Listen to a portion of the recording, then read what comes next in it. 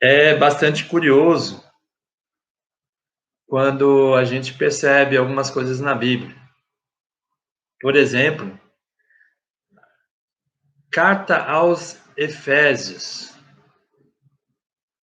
A gente vê na Bíblia que há duas cartas aos Efésios. Uma escrita pelo apóstolo Paulo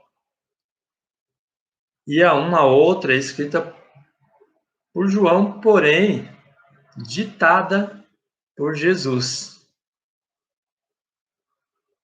E em duas épocas diferentes, dois períodos diferentes.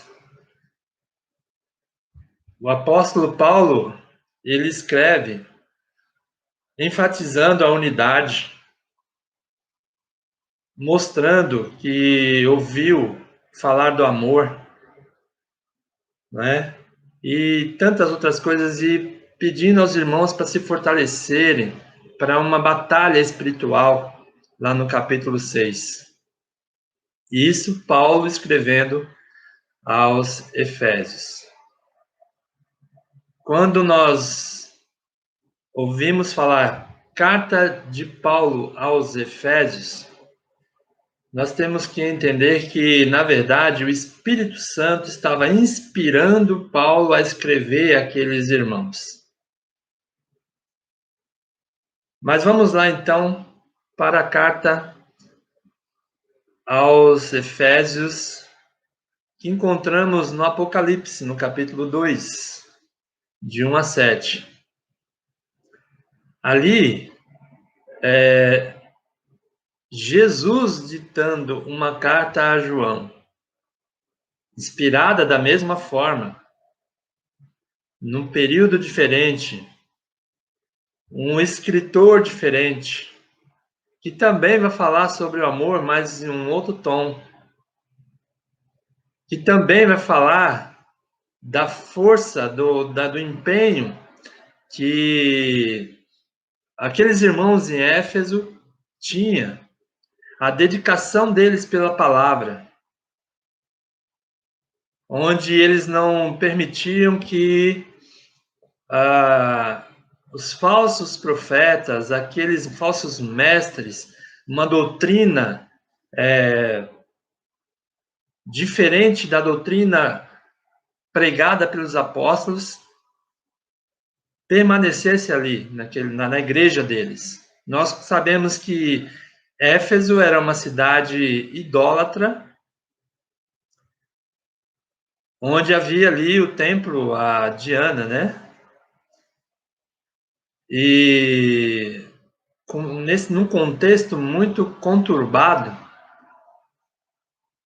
aquele local ali era ataque do inimigo o tempo todo. Tanto que o apóstolo Paulo vai falar que a luta não é contra a carne, nem contra o sangue, mas é contra os principados, potestades, porque havia um domínio espiritual ali do mal em torno daquela cidade. Jesus, ele vai falar algumas coisas também a respeito desse tema, com um outro tom.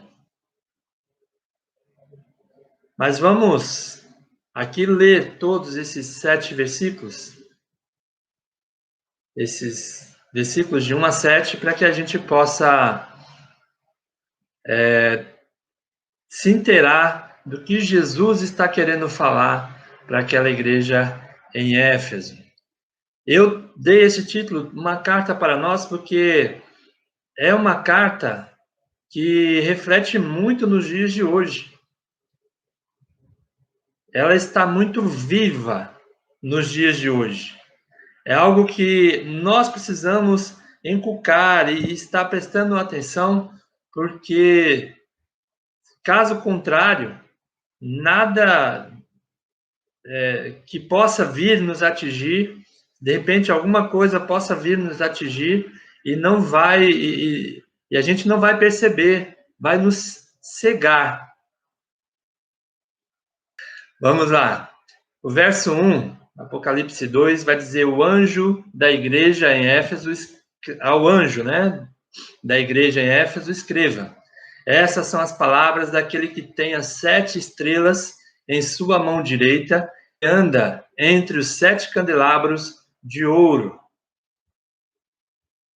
Verso 2. Conheço as suas obras, o seu trabalho árduo e a sua perseverança. Sei que você não pode tolerar homens maus, que pôs à prova os que dizem ser apóstolos, mas não são, e descobriu que eles eram impostores. Verso 3. Você não tem desfalecido. Contra você, porém, tenho isto: você abandonou o seu primeiro amor. Verso 5. Lembre-se de onde caiu, arrependa-se e pratique as obras que praticava no princípio.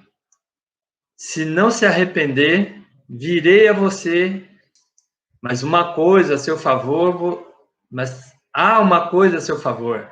Você odeia os laitas, como eu também as odeio. E por fim, o verso 7. Aquele que tem ouvidos, ouça o que o Espírito diz às igrejas. Ao vencedor, darei o direito de comer da árvore da vida que está no paraíso de Deus.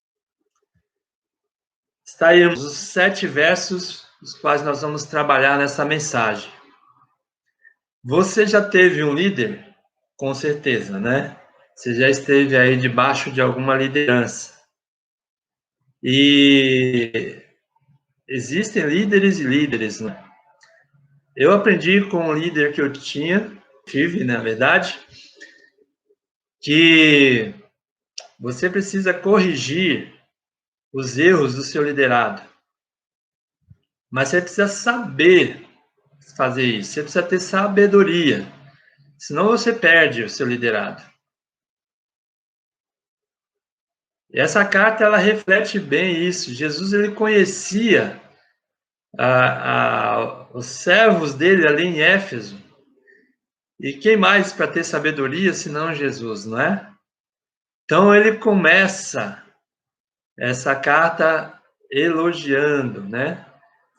Falando aquilo que de bom tinha os irmãos ali em Éfeso. Eu não sei que tipo de líderes você já teve, eu tenho certeza que você já se afastou de alguns deles, não é? Por problemas, vamos dizer dessa forma. Eu também já fiz isso, já passei por isso. A gente tem algumas situações na vida da gente em que a gente não suporta algumas coisas que a gente considera errado. Por outro lado, a gente precisa de isso mesmo, rebeldia, porque nós algumas vezes nós não queremos ser corrigidos. Nós não entendemos a situação. Quando Jesus fala lá que para você tirar o argueiro, o cisco, na verdade, do olho do irmão, ele... Deixa eu ver se eu melhoro a iluminação assim. Assim mesmo.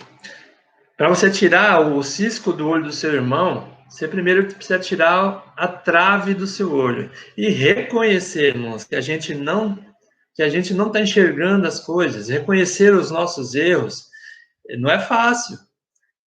Quando falta humildade na gente. Quando falta humildade. E o que Deus procura na gente é humildade para esse tipo de coisa. Escrita por João, tem que falar dessa forma, porque é uma carta de Jesus escrita por João. O Apocalipse é uma narração de Jesus. Escreva isso, escreva isso. E aqui não é diferente. Quando eu parei para olhar esse texto, na verdade, lá antes, né, essa correria toda para preparar estudo, para preparar a pregação, eu já ia orando, pedindo para Deus me dar tudo de uma vez, né?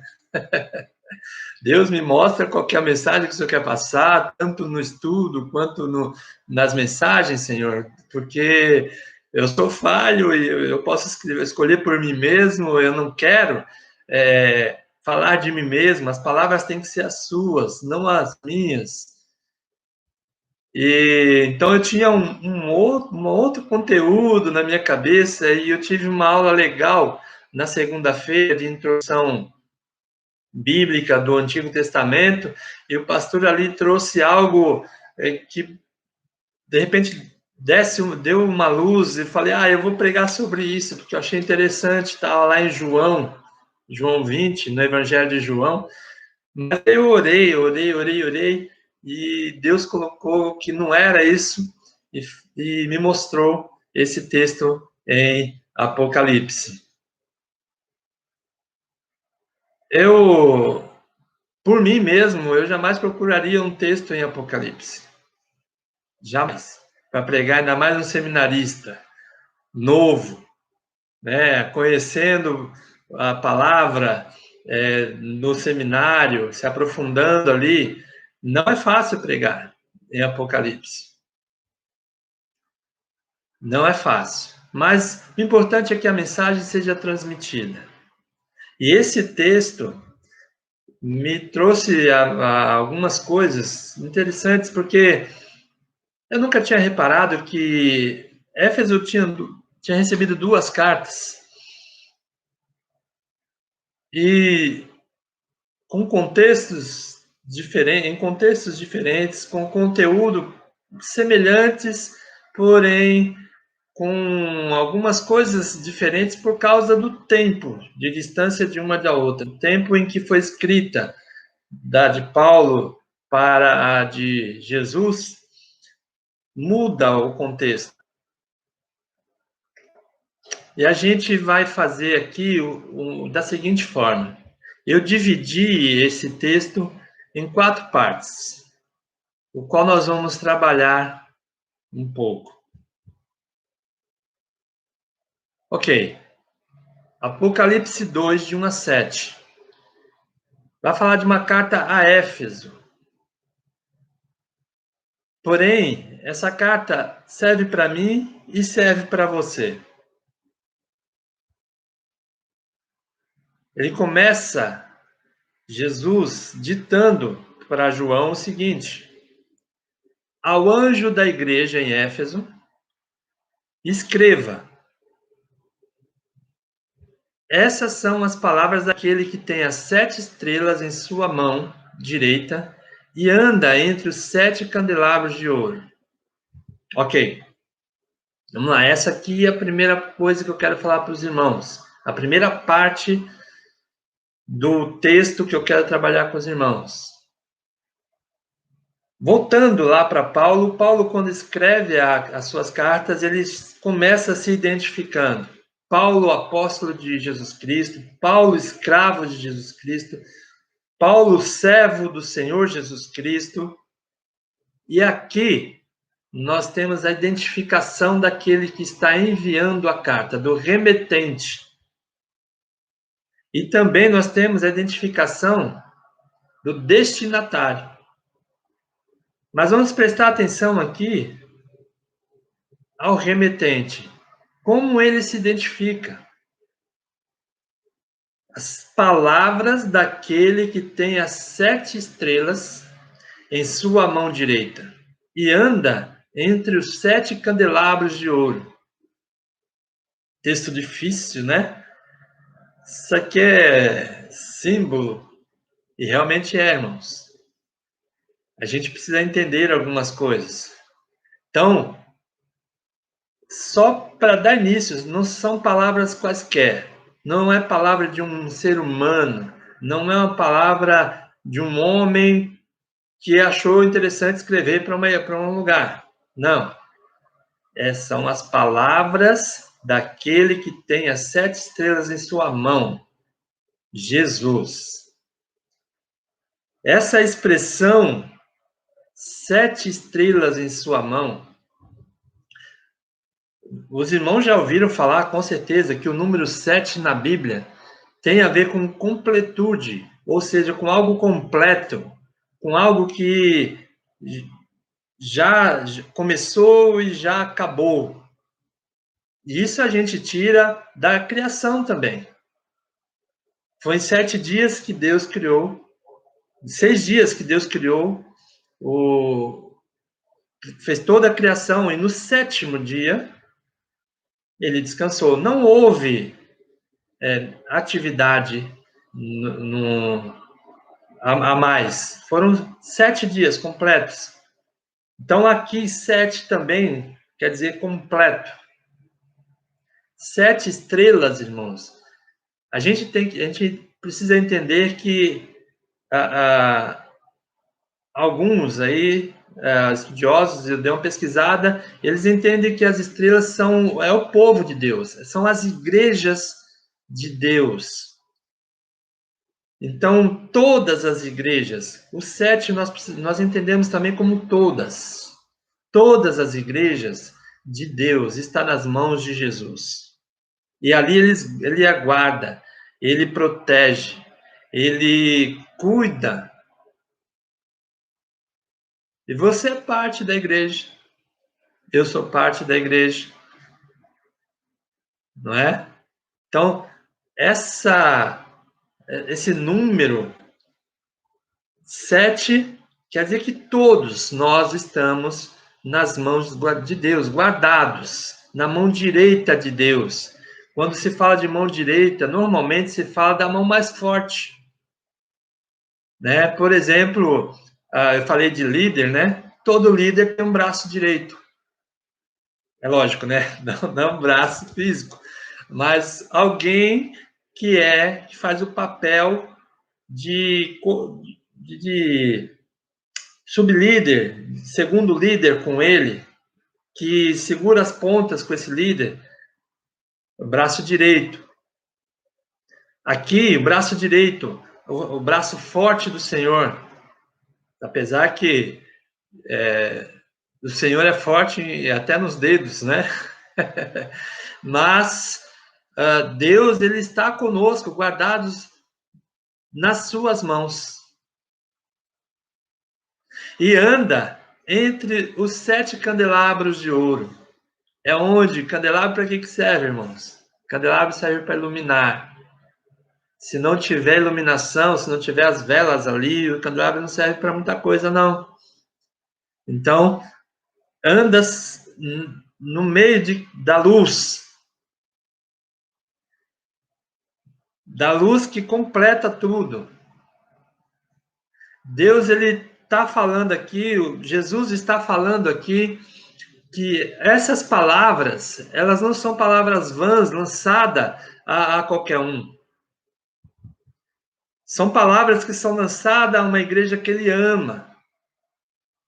São palavras que ele lança, que ele fala, porque ele quer ver esse seu povo, os seus filhos, essas 7 estrelas, essas estrelas todas, andando nos seus caminhos iluminados.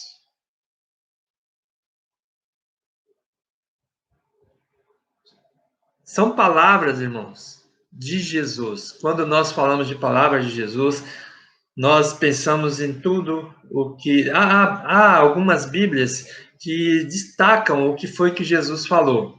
Em vermelho, não sei se os irmãos já viram, até de repente os irmãos têm uma Bíblia dessas aí. Não é? E é interessante porque são várias. E eu estava pensando comigo mesmo, o maior sermão que Deus deu foi o Sermão do Monte. Por outro lado, ele falou diversas vezes, falando em parábolas, instruções para os seus discípulos, advertência aos inimigos, né, aos fariseus, aos saduceus, aqueles que queriam de qualquer forma prendê-lo e matá-lo. Mas, no caso, queridos, Jesus, ele fala, quando ele fala, as palavras de Jesus, elas são diretas. Para nós, que somos filhos de Deus, que temos o Espírito Santo, mesmo as parábolas, nós as entendemos. Porque ele falava em parábolas e dava a entender que aqueles que não eram, que não tinham o Espírito Santo, não entendiam. E realmente, o próprio Jesus falou isso. Aqui, irmãos, se a gente for colocar aqui 7 estrelas, 7 candelabros, é para você e eu entendermos. Deus tem tudo em tuas mãos. Jesus tem tudo em suas mãos. Nós fomos dados, eu já falei isso numa outra pregação, nós somos dados para Jesus por Deus. Então ele nos guarda, ele nos protege, ele nos livra de todo mal.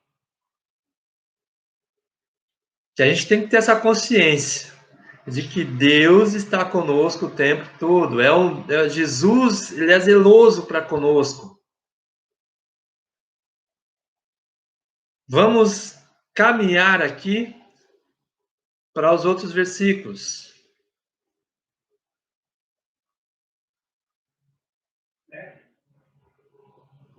Conheço as tuas obras, o seu trabalho árduo e a sua esperança. Sei que você não pode tolerar homens maus, nem pôs à prova os que dizem ser apóstolos, mas não são. Vamos começar de novo. Conheço as suas obras, o seu trabalho árduo e a sua perseverança.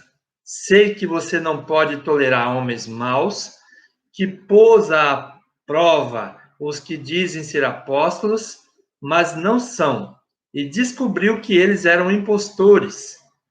Você tem perseverado e suportado sofrimentos por causa do meu nome e não tem desfalecido.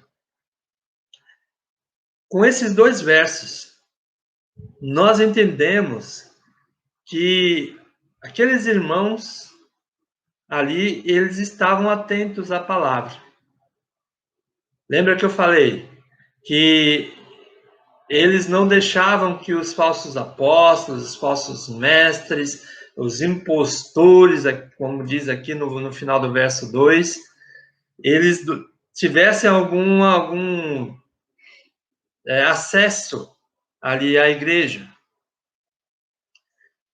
E quando eu li isso aqui, conheço as tuas obras, eu me fiz a pergunta, isso é para eu me preocupar ou para eu ficar feliz?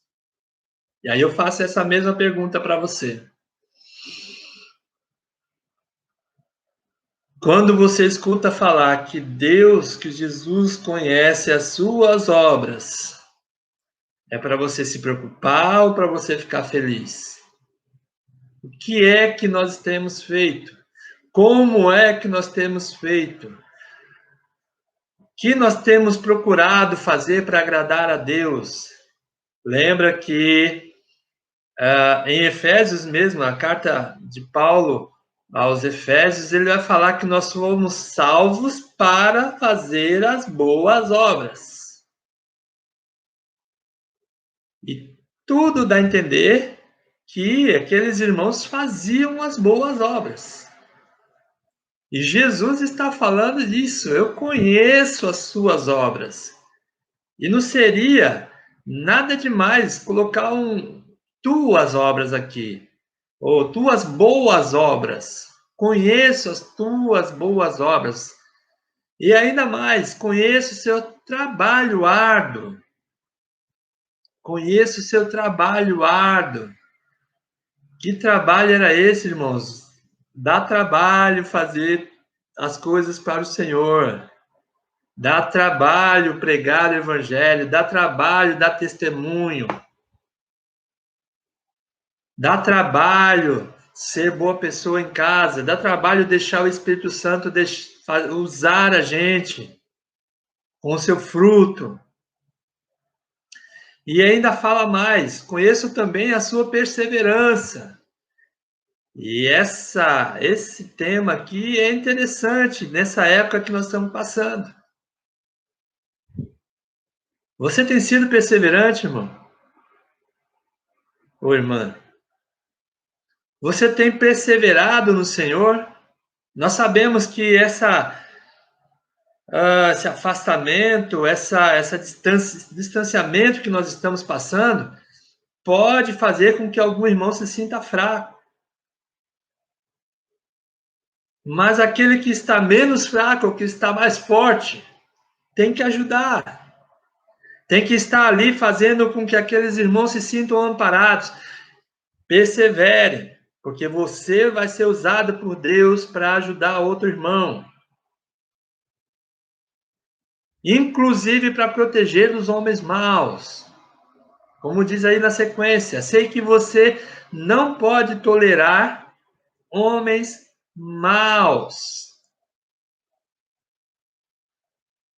E a gente vai pesquisar essas coisas, irmãos. Eu volto lá no Salmo 1, né? Não peçam conselhos para os ímpios, não se assentem na roda dos escarnecedores. Não tolerem homens maus. Cuidado com as pessoas que estão contigo. Eu gosto de enfatizar, eu e você, somos pessoas altamente influenciáveis. Somos altamente influenciáveis. E aí vem o pensamento, mas não tem problema eu andar com fulano. A gente não vai para a igreja, mas a gente não faz nada de errado. O inimigo, ele trabalha sutilmente, irmãos, para fazer você ficar fraco. Para que a gente fique fraco. Lembre-se que a fé vem pelo ouvir da palavra. E onde você está indo com essas pessoas, você está ouvindo da palavra? Por outro lado, a fé também vai embora por não ouvir da palavra. Então, nós precisamos tomar cuidado com o que nós estamos andando. Jesus conhece as nossas obras. Ele sabe do nosso trabalho árduo. Ele conhece a nossa perseverança. Ele sabe que nós estamos perseverando. Nós estamos aqui hoje, irmãos, nessa live, e esse é um jeito de mostrar que nós estamos perseverando. Porque quando nós voltarmos aos nossos cultos presenciais, nós vamos estar fortes, porque estamos ouvindo da palavra. Estamos fortalecendo a nossa fé. E com isso, nós podemos ajudar outras pessoas, outros irmãos. E não só irmãos, mas aqueles que precisam ouvir a palavra, que não conhecem Jesus. Nós não podemos tolerar homens maus. Nós precisamos pôr à prova os que dizem ser apóstolos. Essa é uma época que surgiu um monte de apóstolos. De uns 25 anos para cá, muitos se denominam apóstolos. Muitos estão sendo ungidos apóstolos. E a Bíblia nos ensina que o último apóstolo foi João. Assim como o último profeta também foi um João, foi o outro João, né? João Batista. Hoje o profeta é diferente. O profeta é esse que prega a palavra de Deus, a palavra escrita. Essa aqui, ó, irmãos. Eu tenho sempre aqui do lado, eu tenho que ter ela pregando aqui, ó. Tenho que estar aqui para eu poder falar para os irmãos do que está escrito aqui. Não adianta eu falar para os irmãos que eu sei agora quando que Jesus vai voltar ou que Deus me falou. Não, eu tenho que pôr à prova os que dizem ser apóstolos. E não são, eles não são. E mais do que isso, veja como os irmãos ali em Éfeso eram dedicados. Eles descobriram que esses apóstolos eram impostores. E não davam atenção a eles. Veja Jesus mostrando as qualidades dos irmãos em Éfeso. o líder maior, o nosso Senhor, o nosso Salvador.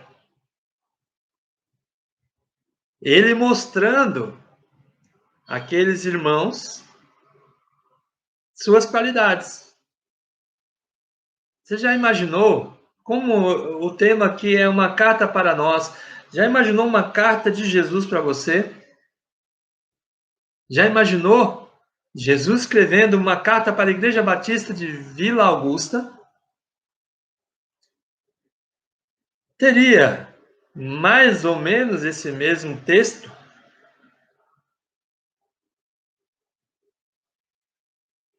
Imagina, Igreja Batista de Vila Augusta, conheço as tuas obras, conheço o teu trabalho árduo, estou vendo a sua perseverança.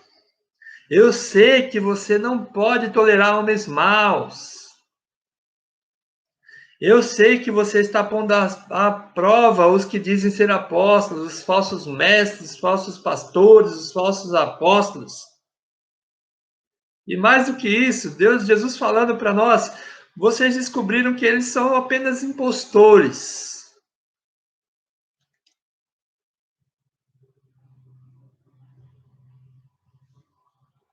Seria magnífico escutar isso. Seria magnífico. Jesus continua sua carta. Você tem perseverado e suportado sofrimentos por causa do meu nome, e não tem desfalecido. Mais uma vez, ele fala da perseverança. Você tem perseverado. Você tem suportado sofrimentos. A gente é tão falho, né, irmão?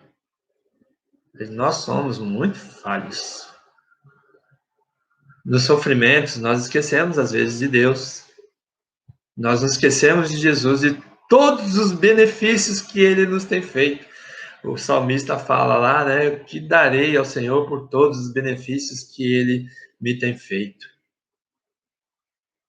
E olha que o salmista passou por sofrimentos. Hoje, se nós passarmos pelo sofrimento por causa do nome de Jesus, nós ouviríamos isso de Jesus no nosso coração.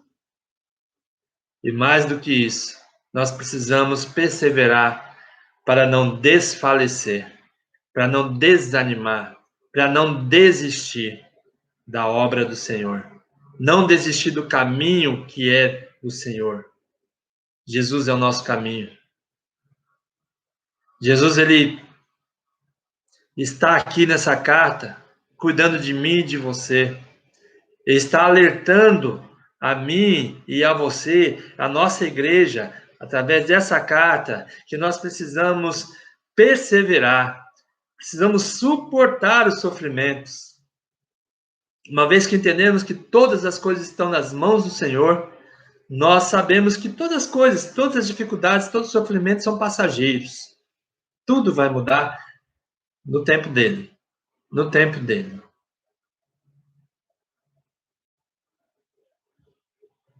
Verso 4 e verso 5. Há um porém aqui, irmãos. Contra você, porém, tenho isso. Você abandonou o seu primeiro amor. Lembre-se de onde você caiu. Arrependa-se e pratique as obras que praticava no princípio. Se não se arrepender, virei a você e tirarei o seu candelabro do seu lugar. Interessante como Jesus ele trabalha as qualidades da igreja em Éfeso. É interessante como Jesus trabalha as suas qualidades. Você tem qualidade, irmãos. Você sabe fazer coisas para adorar a Deus, para engrandecer o nome de Deus, para agradar a Deus. Mas ali em Éfeso havia um probleminha. Contra você, porém, tenho isso. Você abandonou o seu primeiro amor. Veja, quando Paulo escreve aos Efésios, lá no versículo 15 do capítulo 1, eu vou até ler para os irmãos para não ler errado. Paulo fala do amor dos irmãos ali. Era outra época, entendam isso, era outra época. Mas no verso 15, Paulo diz o seguinte: por essa razão, desde que ouvi falar da fé que vocês têm no Senhor Jesus e do amor que demonstram para com todos os santos. Eu vou parar aqui. O amor que vocês têm para com todos os santos.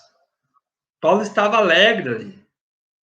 Paulo estava radiante, porque o amor é o fundamento das coisas. Lembre-se que ele falou sobre o amor lá na primeira carta aos Coríntios 13. Não é mesmo? O amor é a base de todas as coisas. E aqueles irmãos abandonou o amor. Mas abandonou o amor como assim? Jesus não estava elogiando os irmãos pela perseverança? Irmãos, aqui Jesus está falando, olha, vocês já não estão mais agindo como vocês agiam antigamente. De alguma forma, em algum momento, eu e você pode esquecer de algo, de como nos comportar. Esse amor tem a ver com o trato com os irmãos, com o trato com a obra do Senhor, com o trato com a própria igreja, com o trato com a própria vida. Se nós nos descuidarmos, nós abandonamos o nosso primeiro amor. Quando fala do primeiro amor aqui, é do amor quando aqueles irmãos se converteram. Eles pegaram o amor pela palavra de Deus, pelo evangelho, pelas boas novas pregadas a eles. E eles tinham abandonado esse primeiro amor. E aí Jesus continua: lembre-se de onde caiu. Volte-se, examine-se. E aí eu recebi hoje um verso muito interessante, que tem tudo a ver com isso daqui, lá no Salmo 119. Salmo 119, 59. E eu vou lá atrás para ler para os irmãos, porque é preciso. Salmo 119, 59. Estou quase lá, só um segundinho. Lembre-se de onde você caiu. Vai dizer assim, olha. Refleti em meus caminhos e voltei os meus passos para os teus testemunhos. Examine-se, lembre-se, reflita nos seus caminhos e volte-se para o testemunho do Senhor, para a lei do Senhor. Lembre-se de onde você caiu, onde foi que você cometeu o erro. Eu não sei a sua situação, meu irmão. Eu não sei. Cada um precisa se examinar. Paulo fala em 1 Coríntios 11, quando ele vai falar a respeito da ceia ali, examine-se a si mesmo. Esse examinar-se a si mesmo, irmãos, não é só descobrir, eu errei, pronto, acabou, eu errei, tá lá atrás, pronto. Não, é o arrepender-se mesmo, é mudar de mentalidade, é pedir perdão, é voltar a obedecer, é voltar para o caminho. E aqui é a mesma coisa. Arrependa-se e pratique as obras que praticava no princípio. Arrependa-se e pratique aquilo que você praticava no princípio, o amor que você praticava no princípio, o amor que você usava no princípio, o amor com que você tratava seus irmãos no princípio, o amor que você tratava a igreja do Senhor no princípio, quando você se converteu. Você precisa se arrepender, meu irmão? Minha irmã? É preciso? Verifique. Como eu falei, não é fácil entender quando nós estamos cegos ou quando não estamos enxergando alguma coisa. Precisa estar atento ao que os nossos irmãos estão falando. Porque pode ser, se algum irmão chegar em mim e falar assim, olha, você não está vendo isso aqui que você está fazendo, está errado. Presta atenção. Volte a praticar o que é certo. E aí uma advertência, um alerta que Jesus faz. Se não se arrepender, virei a você e tirarei o seu candelabro do seu lugar. Lembra que eu falei sobre candelabro? Candelabro, para não falar errado, candelabro serve para trazer luz. Candelabro serve para trazer luz. E é grave a gente escutar que Jesus pode tirar a luz do nosso lugar, do lugar onde nos ilumina. Precisamos prestar atenção nisso.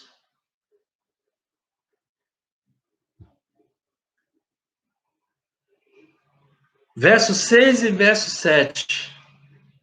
Jesus volta com alguma coisa boa que os irmãos em Éfeso praticavam.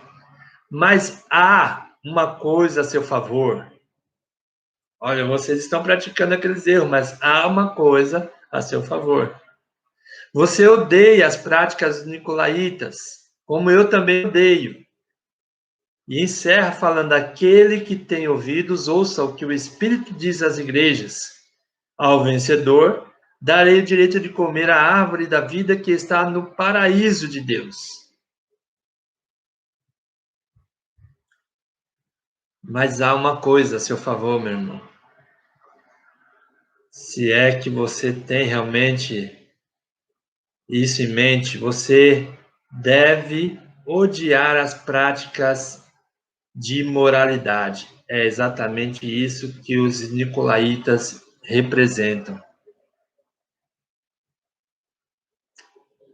Quando nós estamos atentos à palavra do Senhor, estudamos e meditamos, e eu vou repetir sempre isso nas minhas mensagens, precisamos estudar e meditar, porque o inimigo é sutil, o inimigo nos engana. Os nicolaítas aqui, irmãos, a qual o Senhor está se referindo,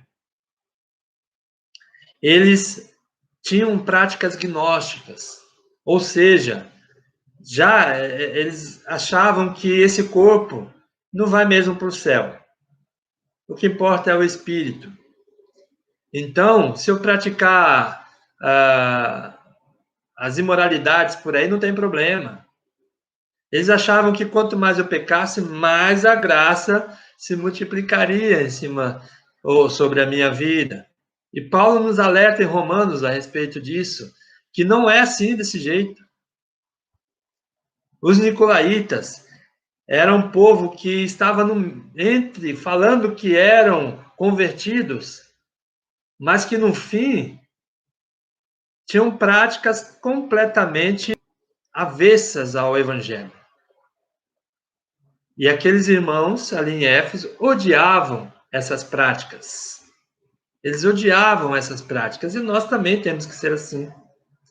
Nós devemos odiar as práticas daqueles que estão na igreja, mas vivem falando palavras torpes. Vivem falando palavras de baixo calão. As práticas. Devemos armar os irmãos, orar por eles, para que eles entendam que precisam mudar sua mentalidade.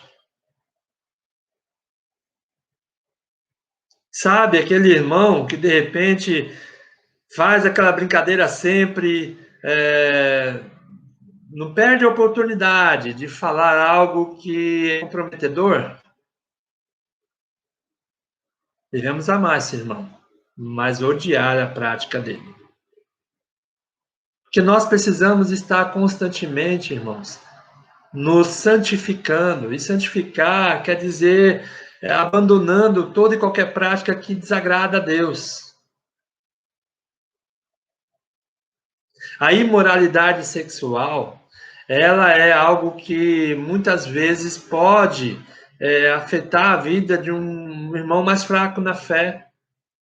Aquela brincadeirinha que você acha que é brincadeira, numa piadinha, pode afetar a vida de um irmão mais fraco na fé. Se nós temos a certeza de que Deus é conosco, de que Jesus é o nosso líder, o nosso Salvador, o nosso Senhor, nós temos que odiar essas práticas. Amar esse irmão, orar para que ele mude suas práticas.